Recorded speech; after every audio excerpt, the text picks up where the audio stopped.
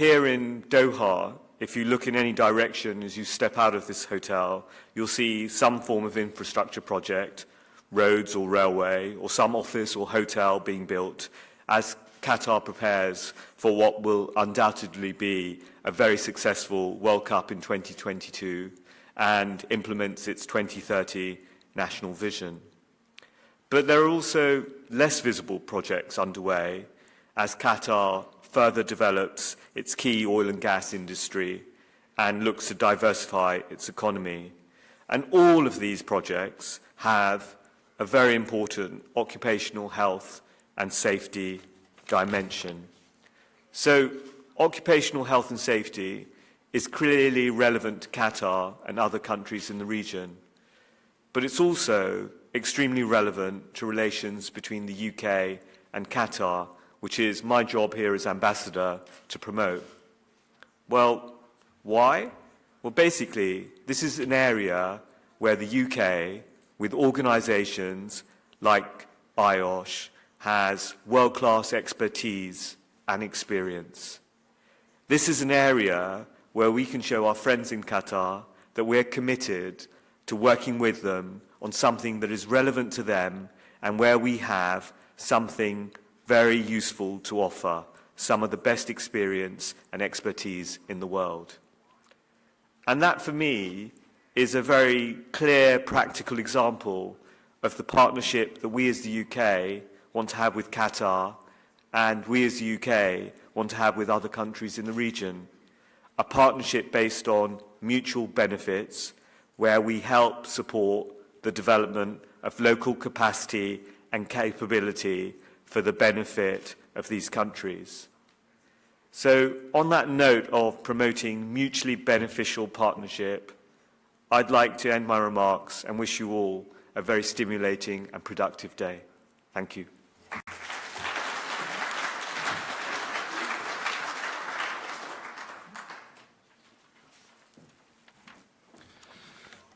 Your Excellency, thank you very much for those kind words, and we do look forward to working with you to help the region.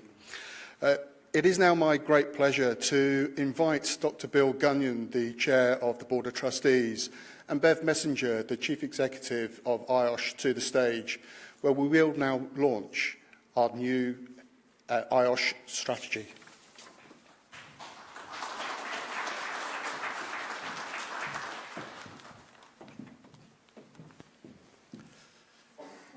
President, thank you very much indeed for your welcome. Good morning, ladies and gentlemen. As Graham has indicated, I'm Chair of the IOSH Board of Trustees, and Bev is our Chief Executive. The Board of Trustees has responsibility for setting the direction for the organisation and therefore ultimately is responsible for the strategy that we're going to tell you about shortly. I bring you greetings from the board and from my fellow trustees and extend our very warm wishes for a successful conference. I'm also delighted that one of our trustees, Rob Cooling, is also able to be here with us today. In welcoming you all, those of you who are here, we are also pushing the bounds of technology, and if everything is going according to plan, I also am delighted to welcome members from across the world who may be watching this as we live stream it.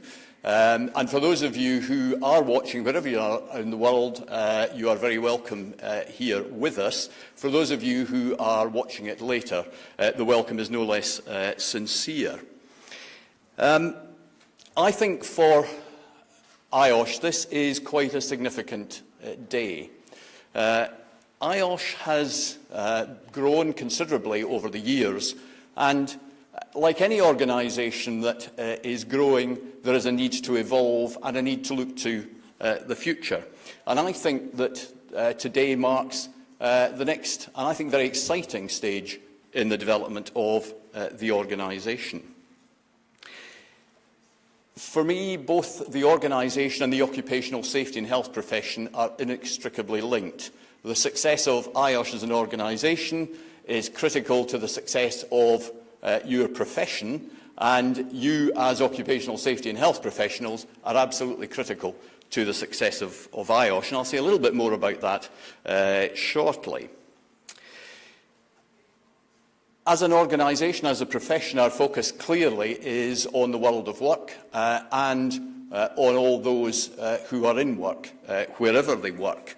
And that is why, as you will see, we have chosen the title for our new strategy as Work 2022.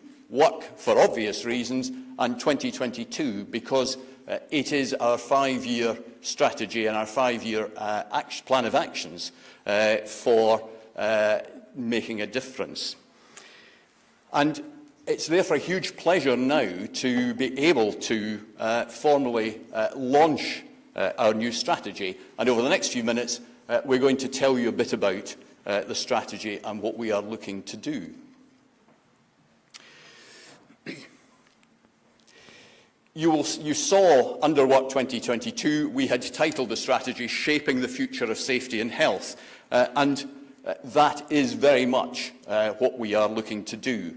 I've said, obviously, it's our 5-year plan for helping to make a difference across the world in relation to occupational safety and health, and using the influence that we have as an organisation and our global reach to try and have an impact, and to have an impact as quickly as possible. Now, there is a context, obviously, for this, and the strategy represents a huge amount of work that has been done over the past year. There's been a lot of consultation with stakeholders, a lot of consultation with you as our members across the world to try and identify the challenges and the issues that we need to address. We know that work obviously is important. We all spend a lot of our time at work. In fact, sometimes we probably spend more of our time at work than we would actually like to, but it is very important. And of course we know that good work gives people a whole variety of benefits, financial benefits, status. It often defines us. We tell people when we meet them what we do as a job. And of course we know that good work also has positive benefits in terms of health and well-being, and indeed not being in work can have quite negative health effects. And we also know that organisations across the world are recognising the importance to their business of good occupational health and safety investment. But of course the world of work is changing. Technology is advancing. A whole variety of things are happening that even 5 or 10 years ago we might not necessarily have dreamt about. And also political situations, economic situations change and create uncertainty, and that in itself, of course, has a potential impact on people who are at work, the environments in which they're working, and the jobs that they're actually doing. And we have to reflect that. Of course, I said at the start that good work has all sorts of positive health benefits. But of course, we know that work can also have significant negative effects on an individual's health and well-being. And I think it is quite a concerning statistic that still, even today, in 2017, around 2.3 million people worldwide lose their lives as a result of occupational accidents or occupational disease. And when I was thinking about this, we get a lot of focus on some of the other diseases, for example, that cause people to die across the world. If you take, for example, malaria gets quite a lot of focus, and rightly so. But the World Health Organization shows that around 400,000 people die every year in the world as a result of malaria. What doesn't get perhaps the same profile is that about 600,000 people die every year as a result of occupational cancers. And therefore, we've got some challenges in terms of getting the profile right so that we can actually make a difference. So that's some of the context. So where did our thinking, if you look at it, we realised that what we want to do is to create a safe and healthy world of work. Wherever in the world people work, our vision should be that it is as safe and healthy as possible. And that for IOSH, we need to be looking at what we can do to help make that vision more of a reality. So that is our very clearly our vision. And our strategy is about what we can do to try and turn that into reality. And we recognised that there were three key areas which we needed to look at. The first was how we could enhance the occupational safety and health profession.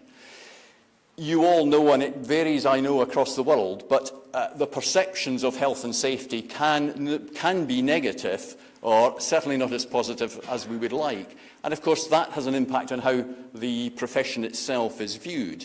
So there are some challenges in ensuring that you as occupational safety and health professionals are able to develop the right competencies, the right skills, the right capabilities to be optimally effective and to ensure that the profession is seen as credible.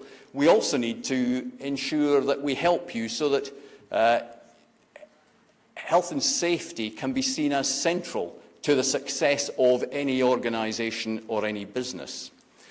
And part of that, of course, is then changing gradually public perceptions about health and safety to more positive perceptions. But as a profession, you are also, as many professions are, getting a little older. And one of the challenges in securing the profession for the future is to make sure that we can actually attract younger people into the profession, people who can make it a career choice. So that's another challenge, is how do we make occupational safety and health an attractive career for younger people to enter and to develop in. So enhancing the profession is clearly a key part. One of the other areas that we recognised was that IOSH perhaps has had a focus on doing things itself, trying to be all things to all people. And actually it's quite difficult in the world in which we live these days for any single organisation to be optimally effective. And we need, therefore, to look at how we work together with others to achieve that mutual vision that I highlighted of a world of work which is safe and healthy. And then, we are an organisation that has members in over 120 countries across the world. How do we use that influence in the most effective way so that we actually can be sure that we will have an impact? Influence is fine, but influence is only beneficial if it actually makes things change, if it actually makes things happen. So we need to look at how we can actually use our global contacts, our global networks, our global influence to actually make a real difference on safety and health. So those were the things that we identified as the key areas for our strategy to focus on. But we also recognised that in order to do that, we needed to transform our organisation. That whilst it's clearly important to be looking at continuous improvement, how do we improve the services we deliver, the range of products that we have, the advice that we give, and so on, that actually that in itself wouldn't help us to deliver the strategy and to really achieve our vision. That what we need to do is to actually transform the organisation so that it's fit for the future. It's a more modern, agile and flexible organisation able to deliver Work 2022. So our plan of action to make that happen is to look at how we introduce new initiatives, how we do things in a different way, and it's centred around three key programmes of action. And it won't surprise you, given what I've already said, that those three programmes of action are entitled Enhance, Collaborate and Influence.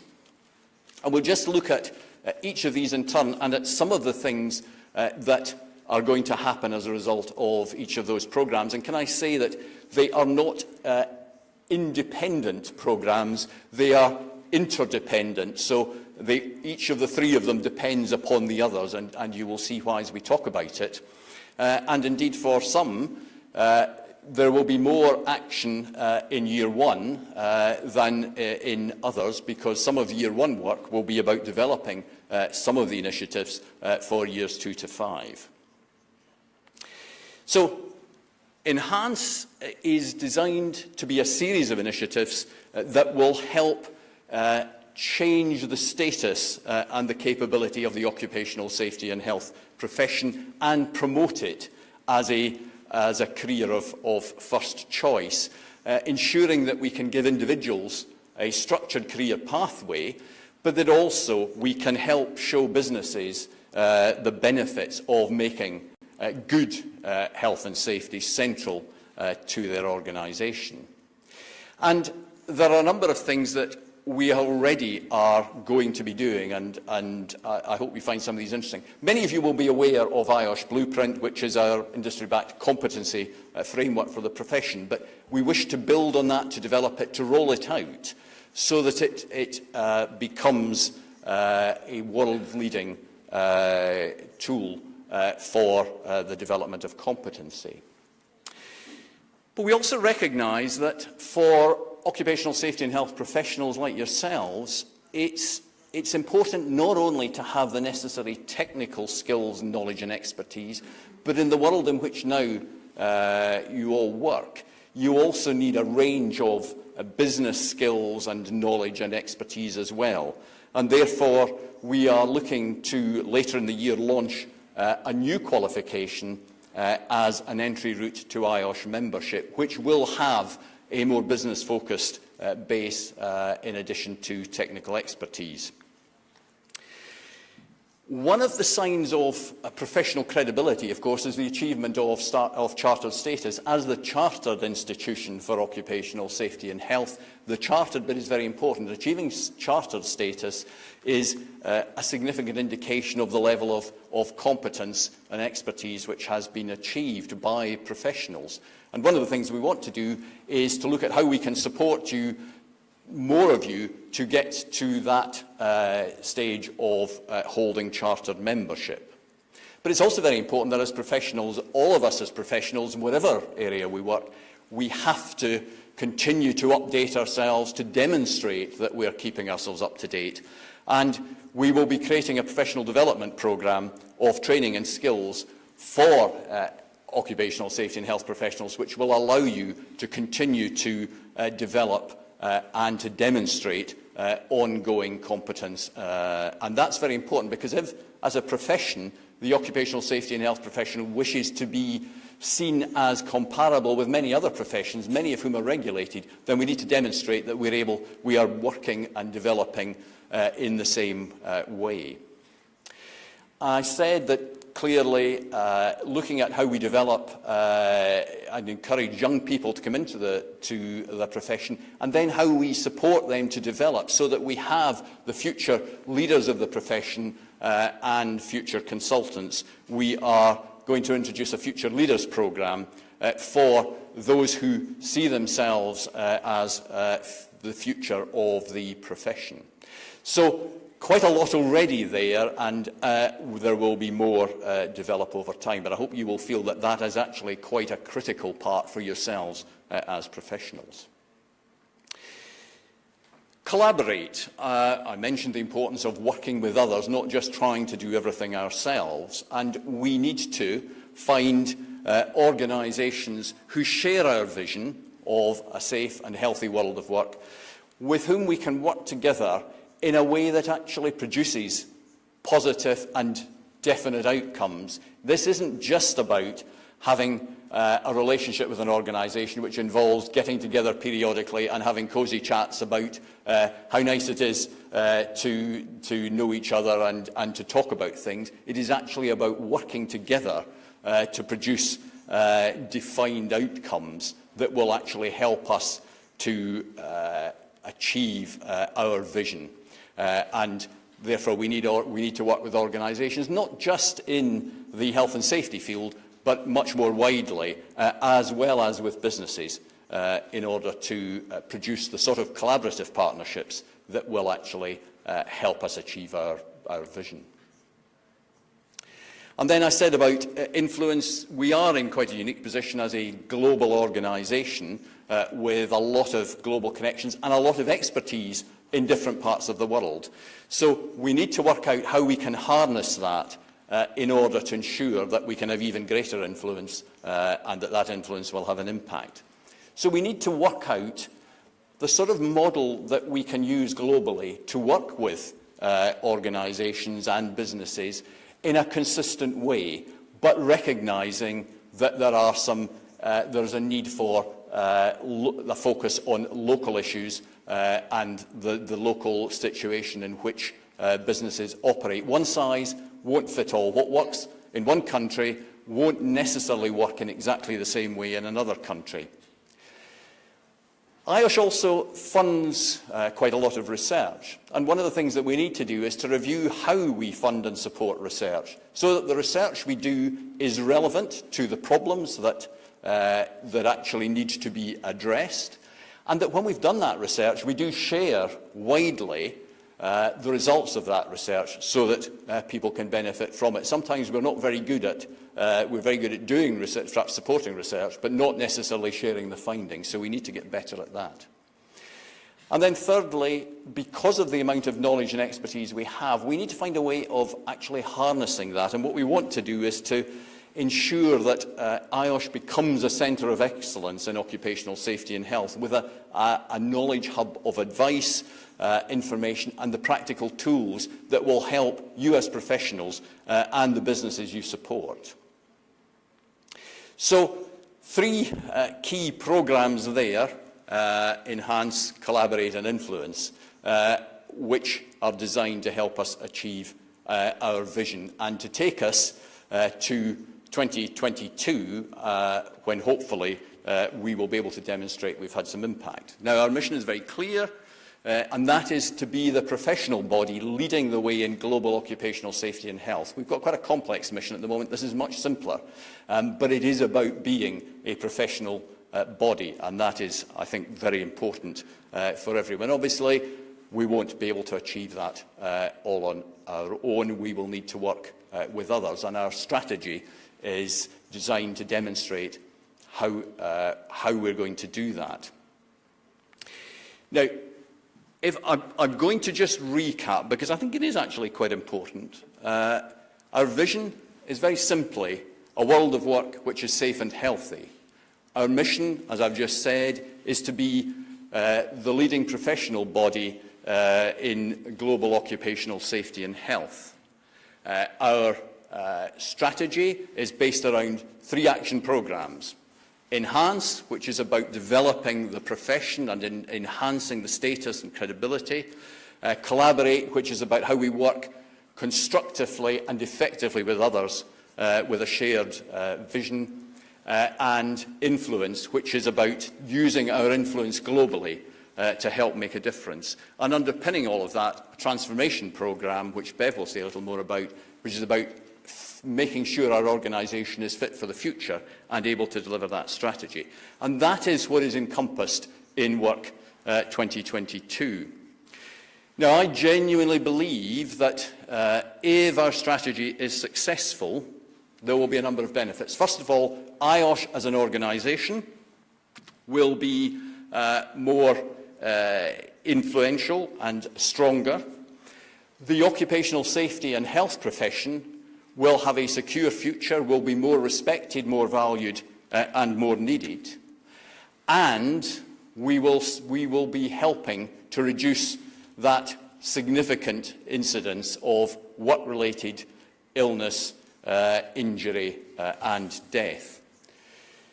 But of course it requires IOSH as an organisation to make the strategy happen, but it also requires you as occupational safety and health professionals to do your bit as well to help ensure that we can have a successful strategy. So I hope that you will reflect upon things when you leave for the coffee break. at the end of this session, you will find some material which tells you more about the strategy. And I'm now going to hand over to Bev, who is going to talk a little bit about transformation and then take you into some other things which I think you will find of interest as well. Bev.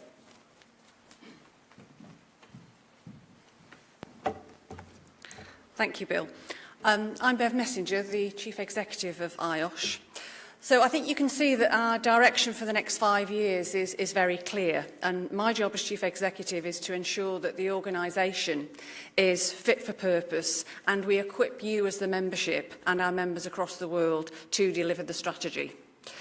We're building on very strong foundations, but we know that we need to change. We need to transform if we're to become more modern, more agile and more flexible to deliver this ambitious programme of activity.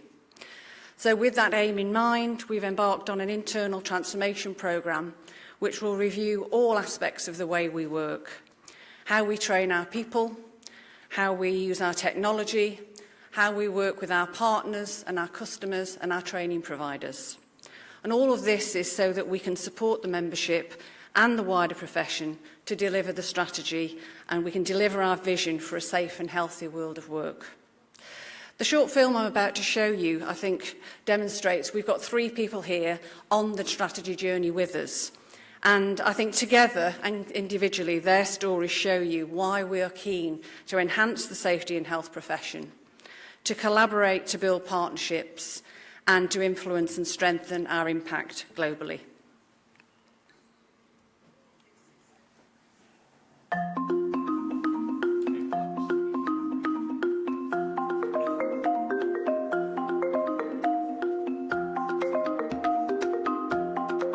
Hi, I'm Maria. I'm the team lead for health and safety at Massey Stores. Welcome to Trinidad. My name is Matt Tyler, Managing Director of Dry Build Group, and this is our Giraffe House. My name is Milan Petrovski. I'm President of the Macedonian Occupational Safety and Health Association, and this is Skopje.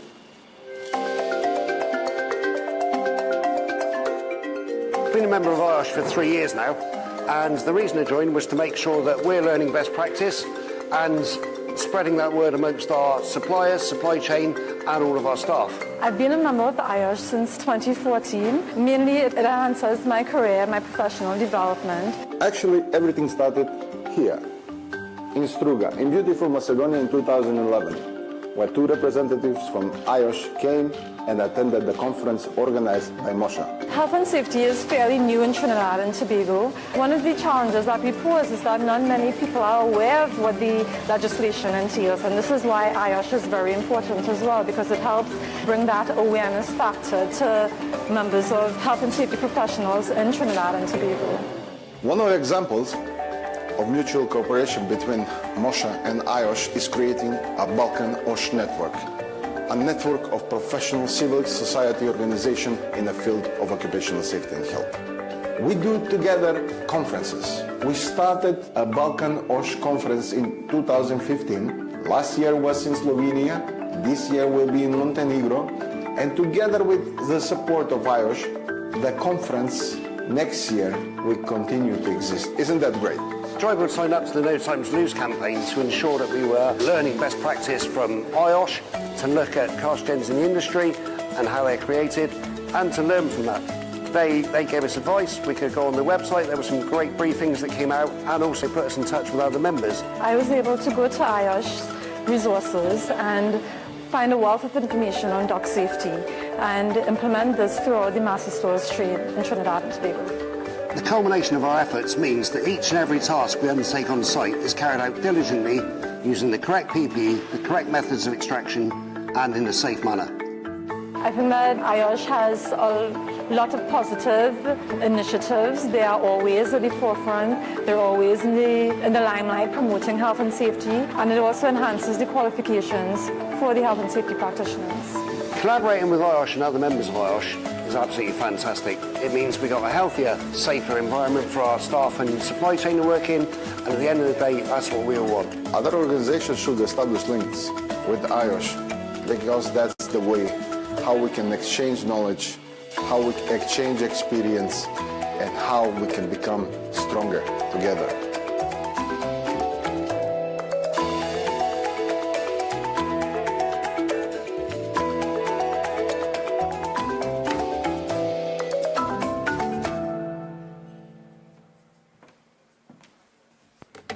Thank you. I hope we enjoyed that.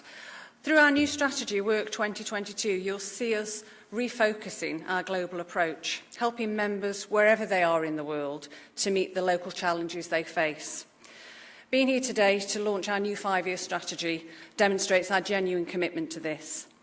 As part of that tangible commitment, we want to share with you an exciting developments in our training and skills business. Can I introduce you now to Richard Orton, one of my executive directors.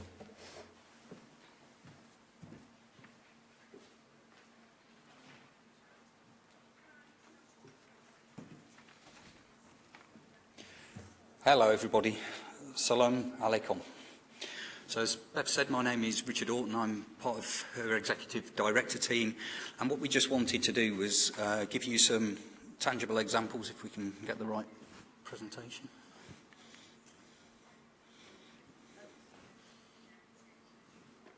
Just bear with me a moment, please.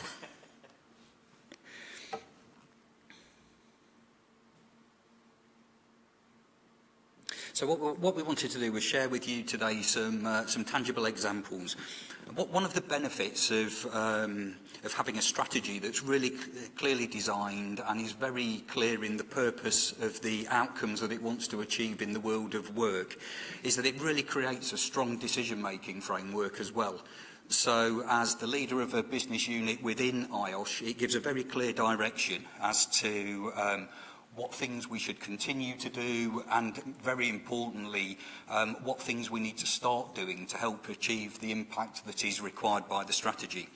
So some of you may have attended the networking conference that was held back in December in Abu Dhabi, where the training and skills team came along and presented a couple of important topics for us and for IOSH moving forwards. So one was how we were planning to globalise the products. So if you recall, we relaunched our leading, managing and working products at that conference, and we were quite clear that we wanted the products to be able to speak globally, that we wanted to build on the strong UK heritage that was referred to earlier, but also put a lot more examples in there that allowed the products to have, as I think I described it at the time, legs globally. We wanted people to be able to take what they needed from the product to achieve the outcomes that they wanted to achieve by sending delegates on those courses. The other thing that we touched on was the idea that the products would be reorganised into 3 categories that made them far easier to explain to people in the workplace. So we introduced the idea of having the products organised into executive education, so products that were aimed clearly at people in the world of work that were setting strategies, setting direction for business, and then deploying that into their organisations through plans, through targets and through measurables, so that they could see that the business was going to go in the direction that they wanted it to go in. A category aimed at educating managers so that the people in the organisations that were going to receive that strategy and make it real and deliver it could understand how they could operate safely and healthily in the workplace and deploy the strategy. And then finally, a series of core skills, some absolute fundamentals that everybody in the workplace, from the most senior person to the person perceived as the most junior in any organisation, needed to have to be able to operate safely and healthily as individuals, regardless of their role. And the thing that the strategy has brought to us is a very clear direction around how we need to build on this, but also how we need to enhance it going forwards. So when I click over onto the next slide, you'll see quite a lot of changes. For the sake of time, I'm just going to cherry pick a few of the key ones out, but I'm more than happy to talk about any of those. I'm around for the rest of the day, and as are the team outside. So if anything on that catches your interest and I don't talk to it, then please take the opportunity to come and find us and ask whatever you want to ask. So the main changes that I'd like to draw your attention to, just to support the delivery of the outcomes required by the strategy. So firstly, as Graham mentioned in his opening address, we have today are launching the Arabic versions of Managing Safely and Working Safely. And I really want to stress that these are not literal translations of the product from English into Arabic. We've worked very closely with local experts and with local translators to make sure that we've actually captured the context, not just translated the words. So there are examples of the workbooks that support the delegates that take those products outside, if you would like to look at that. But yeah, as a global body, that happens to be headquartered in one country but is trying to achieve local outcomes and impact in another, it's really important that we can engage in the terms of that country. So we see this development as a big step forward, but a real proof point as well towards our global ambitions and aspirations as described in the strategy. Another example of something that's very demand-led out of this region is that we've prioritised the development of a series of fire safety products that sit within both the management education category and the core skills category. Because again, on our numerous visits to this region, we've been quite clearly told that occupational safety and health is heavily impacted by people's ability to manage fire safety and awareness of that topic. So having a product that helps managers understand their responsibilities and having a general product in the core skills category that helps everybody just increase their awareness around that topic was seen as very, very important to you. So we've developed that as well, and that's launched today. So I'm in danger of setting a precedent here now, because that's 2 events consecutively where I've had the opportunity to speak to you, and 2 events where we've launched products exclusively here. So let's see what happens for the next one. We'll see if we can turn a precedent into a trend. I think really importantly, the strategy talks clearly about a programme to enhance, as has been explained by both Bill and Bev during their presentations. So to support that, we've added a 4th category to our product offer. And these are areas that we're developing for launch this year. So they're not actually here today, but as Bill mentioned, they will be here very shortly. That is a commitment that we've given to the Board of Trustees. So the first area that we want to develop, as Bill mentioned in his presentation, is a series of CPD courses. Traditionally, all of our products in the other 3 categories are aimed at people that aren't currently occupational safety and health professionals. They're designed to raise awareness. They help to raise the status of the profession, because they help the people you have to interact with on a daily basis understand your challenges, understand why certain things are important to you, and hopefully help to create that common language so that you can work together and collaborate. The professional development category is a very selfish category from our perspective, because it's wholly focused on the IOSH professional. And that's a great thing, because if we want to support the goals around enhancement that have been described, we've got to help people to develop the tools. We've got a fantastic capability through our blueprint model, and as Bill identified, it not only addresses the technical content that's required, but because it's been developed in cooperation with business, it speaks quite clearly to the soft skills that the more rounded and successful occupational safety and health professional can bring to the workplace. So we will follow the same hierarchy as described in terms of core skills, which will be very technical content to help the professional maintain and develop their expertise around emerging topics, and to keep abreast of developments technically within the occupational safety and health sector. But also we see the importance of the management education and the executive education to help create that common language, so that people can engage effectively with governance structures, can deploy strategies effectively into businesses to help you maximise your impact and hopefully develop your career to the maximum of your personal potential.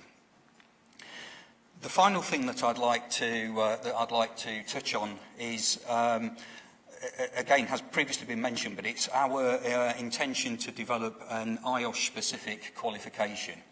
We already collaborate extensively with numerous awarding bodies around the world. I think at the last count there's something like 160 accredited routes that help people attain IOSH membership.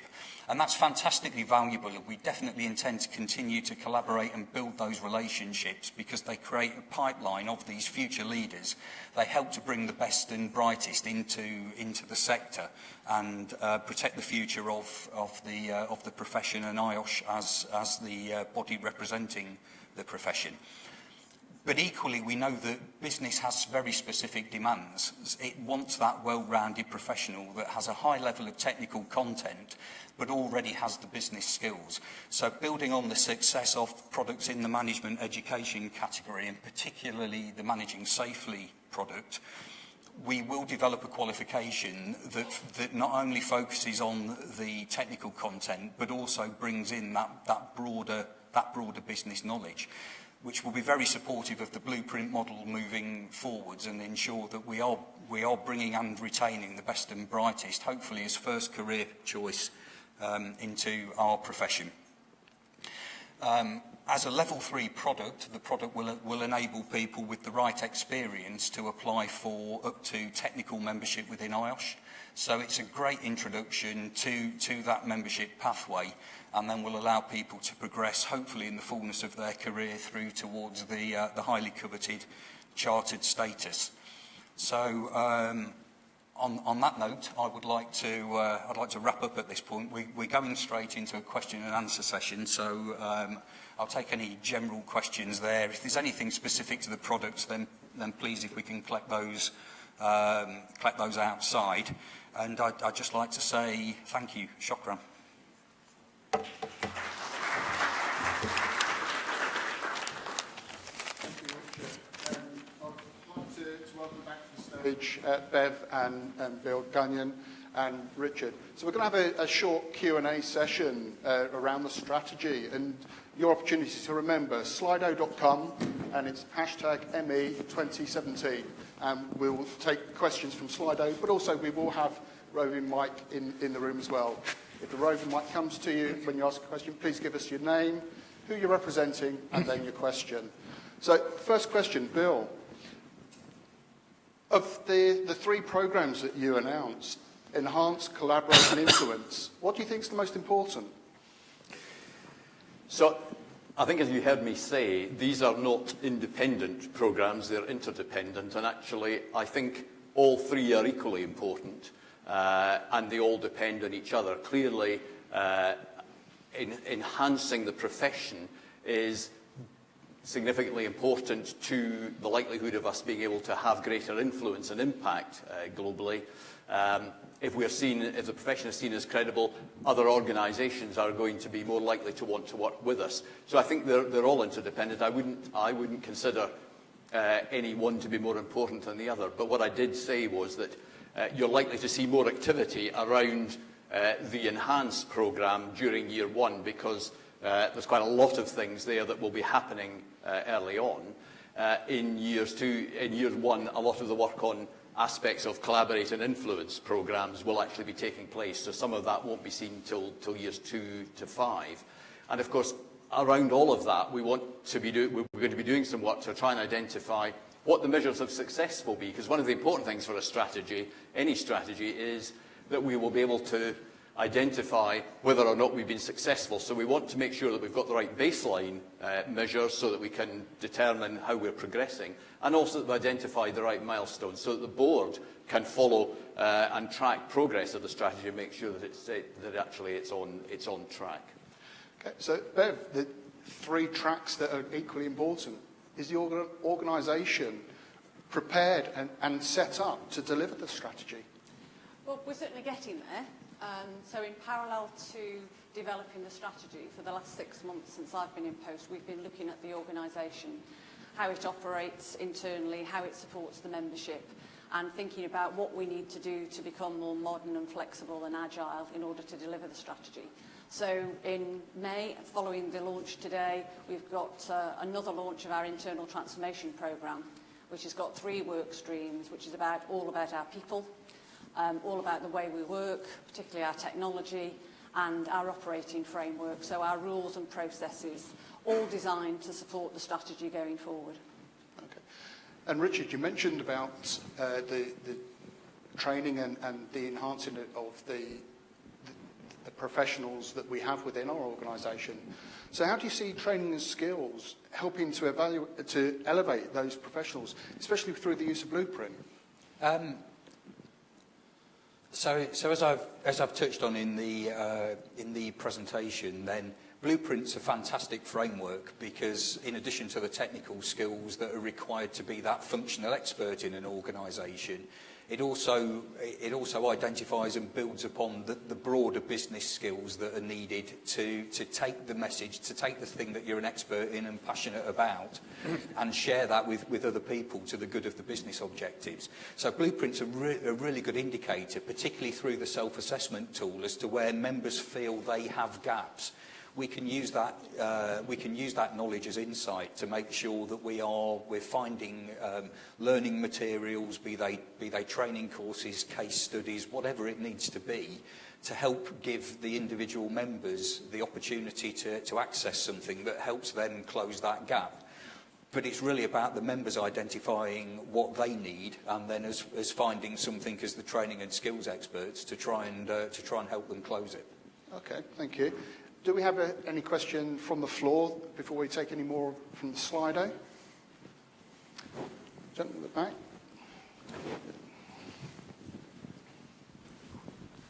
back. Hi, good morning. I'm Paul McLean. I'm from the Qatar branch. Thank you very much for the presentation. It was very insightful.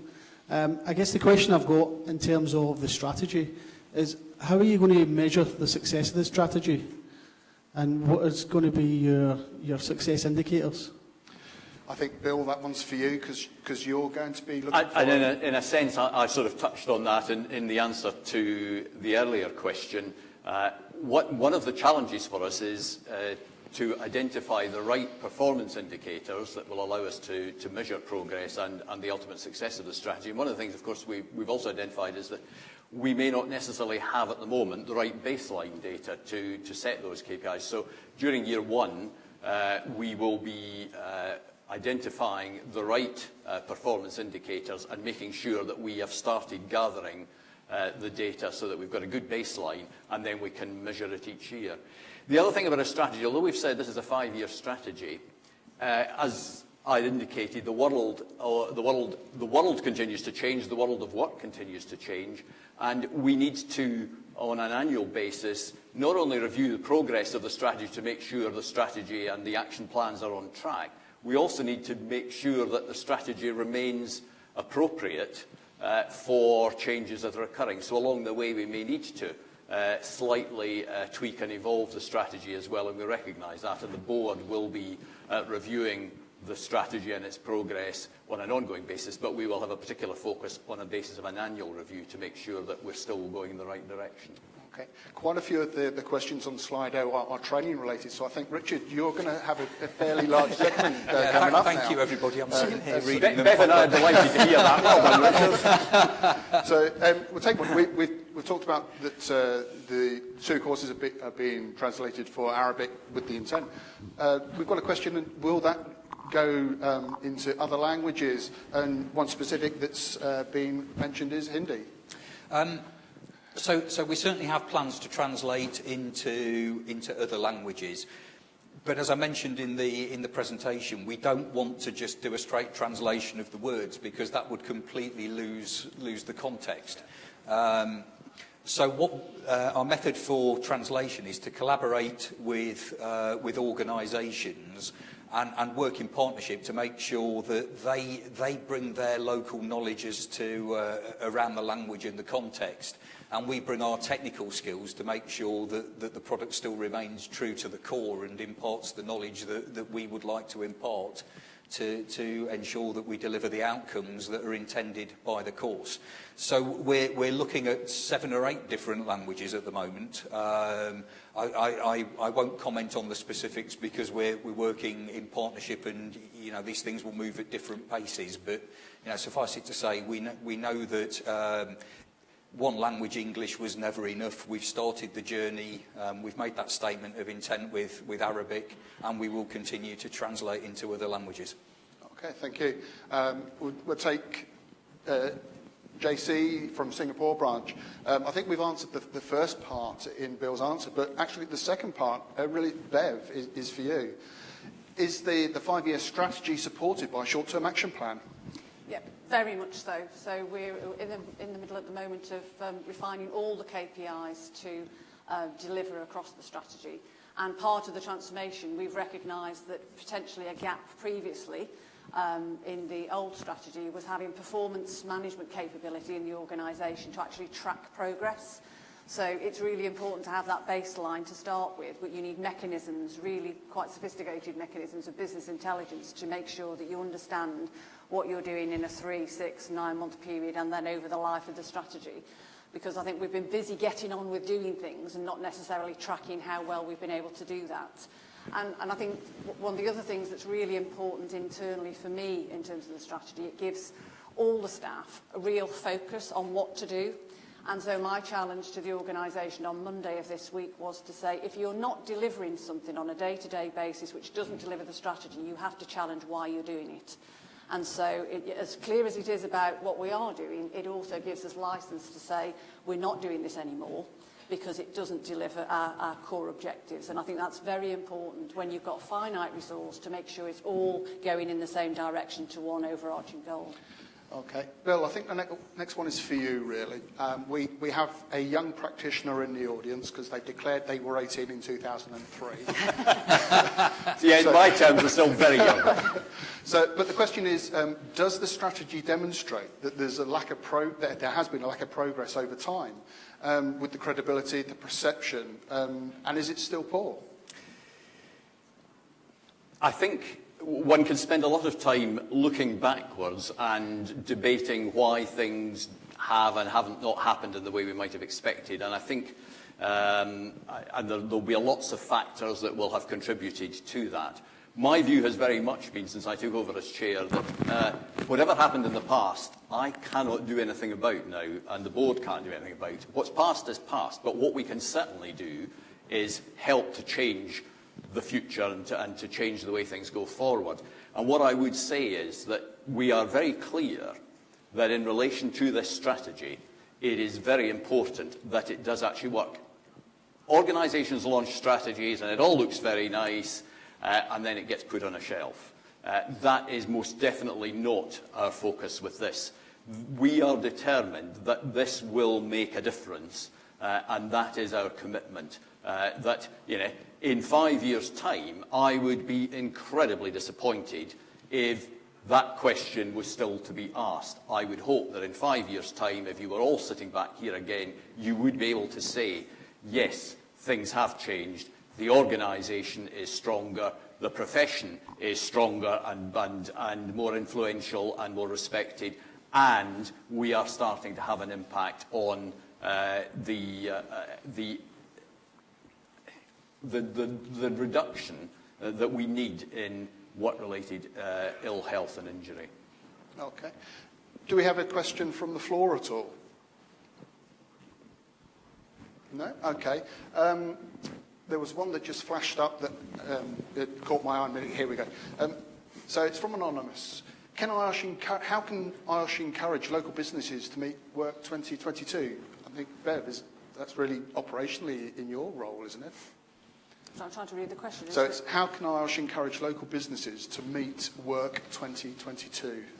Well, I think it's about getting the communication and the message out there, what Work 2022 is all about, and understanding that it's got those 3 component parts, And the credibility aspect around Enhance is about how do we put health and safety at the heart of business and not seen as a peripheral add-on cost to the business, but actually right at the core. It is about productivity, it's about profitability, it's about sustaining businesses. And so actually I think refocusing how businesses have sometimes often looked at health and safety. So I definitely think there's a message there that members can take back in terms of the support, and the material outside I think we've written in a way which is very accessible for people so that they can see at a glance what we're trying to achieve. Okay. Richard, I said you were going to get some ones, but you've been quiet for the last couple of minutes. So is there any plan for online courses for management systems? We've got various plans around technology in our roadmap. If we are going to operate as a global organisation, it just brings so many benefits. It brings us reach. It's scalable and affordable. Therefore, we're just looking at the entire business model and seeing how technology can enable it. So yes, anything that either increases our reach, makes us more accessible, or makes it easier for customers to do business with us has to be under consideration. Right. So there was one that was on the bottom. It's just disappeared, and it was linked to blueprints. Could we get that up? Because I've lost my iPad. Yeah, no, that's fine. I think I can remember the question. Oh, it's just popped up at the top. Yeah. Yeah. Okay. So how does Blueprint support learning and training provided? So Blueprint itself, as a framework, includes mapping of various skills to various levels. So the particular questions about people who've already completed qualifications with other awarding bodies and want to understand equivalency, I'm not sure that is the purpose of Blueprint. Other awarding bodies would have the opportunity to map their qualifications into Blueprint. But that only becomes relevant if that qualification becomes the solution to a particular need of a member of or an organisation that has undertaken the self-analysis and identified a gap and then would get signposted towards that particular product or service as a solution. So Blueprint itself isn't designed to provide a measure of equivalence against every potential qualification out there. It's designed to help individuals and organisations understand their current capabilities, understand their desired future capabilities, and then in the fullness of the product as it develops, gain access to skills, knowledge that help close those gaps. Okay. Do we have any questions from the floor at all? No? Okay. We'll take one last from Slido, and then the questions that we haven't answered, we will take those in. So please keep your questions coming in, and what we will do is we will prepare answers for those that we haven't had, and we will publish those when we publish the online presentations later. So, Bev, is IOSH thinking of validating CEAM IOSH in accepting other countries with other professionals? I'm not sure I can answer that one. Richard, is that going to help me on that? I think as part of the collaboration plans, as and when we identify equivalent awarding bodies, we already have a precedent of trying to have reciprocal relationships so that we recognise each other's members. So we do already have elements of that. The planning around the business modelling for the collaboration that was alluded to by Bill is something that we have to work out in year one of the strategy. Looks at how we make that scalable. Okay. Thank you to Bev, to Bill, and to Richard for. Oh, sorry, we've got one question, and then we will. This will be the killer question. Abdullah Al-Ghamdi from Saudi Aramco, Saudi Arabia. Did you identify teams who will execute the strategy action plan? So did we identify themes when securing this strategy plan? I mean, I think, as I said when we were sort of talking about, when I talked about the preparation of the strategy, we did a lot of research. We spoke to a lot of partner organisations, a lot of key stakeholders. We did a survey amongst the membership, and that's what led us to the three strategic priorities, which was about enhancing the profession, building relationships with others and influencing, extending our influence and impact. And that's what has led to the shaping of the strategy.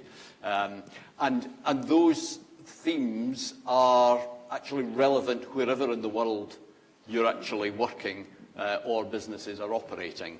I noticed there was a question about, local differences and so on, and I think one of the things we've recognised is that it is about identifying how you need to do things locally to reflect the local situation, not trying to say this is what will fit every part of the world, because it's not like that. Okay. So if you can give your appreciation to the panel, please. We are now going to take a short break. Please do help yourself to the refreshments that are outside. Please do visit the supporting companies that are out exhibiting, and I would welcome you back at 11 o'clock for our next session. Thank you.